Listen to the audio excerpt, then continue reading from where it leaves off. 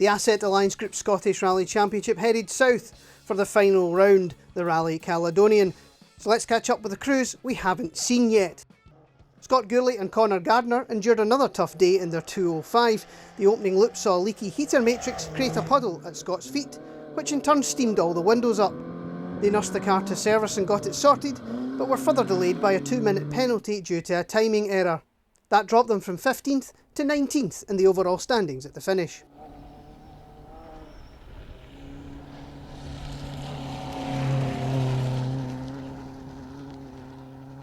After their very difficult snowmen, John Browny and Gordon Richie were looking to bounce back, armed with a new clutch assembly installed in the Cadet.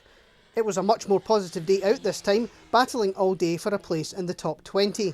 Unfortunately, late intercom issues slowed them, eventually settling for 25th overall and the C3 win.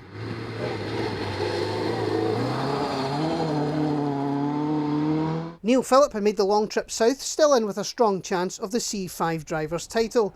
With brother Ian alongside, Neil was experiencing these forests for the first time as a competitor. A steady run saw them grab 24th overall and second C5 driver home, doing enough for Neil to take the title.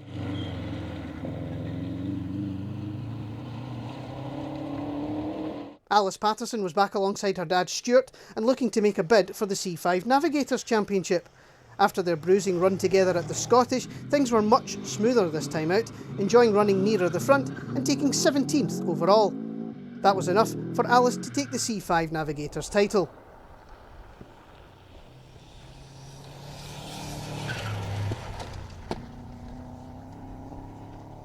Niall Cowan Jr. and Charlie Sayer-Payne endured a tough day at the office.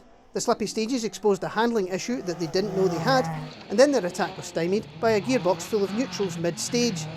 That cleared, but they were eventually forced to retire with driveshaft problems on the last loop. Sandy and Ian Arbuthnot also had a rough day. The morning saw a return of the steering box issues that had plagued their snowmen, dropping the behind slower cars that they would then catch on the stages for the rest of the day. They also had a late scare when they lost all the brakes on the final loop, but somehow survived to take 21st. Mike Phillip and Laura Dawson were continuing to show great pace in their Mark II, lying 15th overall going into the final stage. But sadly, an issue on that final stage dropped them back to 20th, less than 30 seconds up on the chasing Arbuthnot brothers at the finish.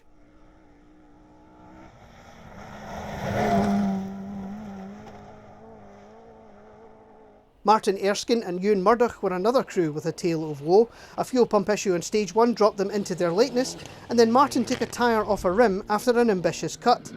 The jack then failed on the mid-tyre change, so Ewan was left to demonstrate his deadlifting abilities. Despite it all, they still managed 18th overall.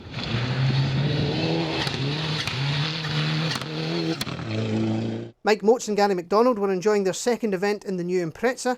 After their teething issues at the snowmen, things were going well, despite the odd moment in the slippy conditions. 16th overall at the finish was a good way to round out their 2024 season.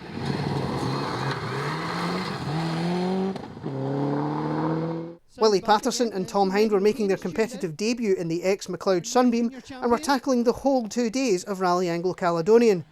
The Saturday hadn't gone very well, parking the car in a ditch, thankfully without too much damage. But Sunday saw them start to find their mojo, really enjoying the new car on the way to second in class.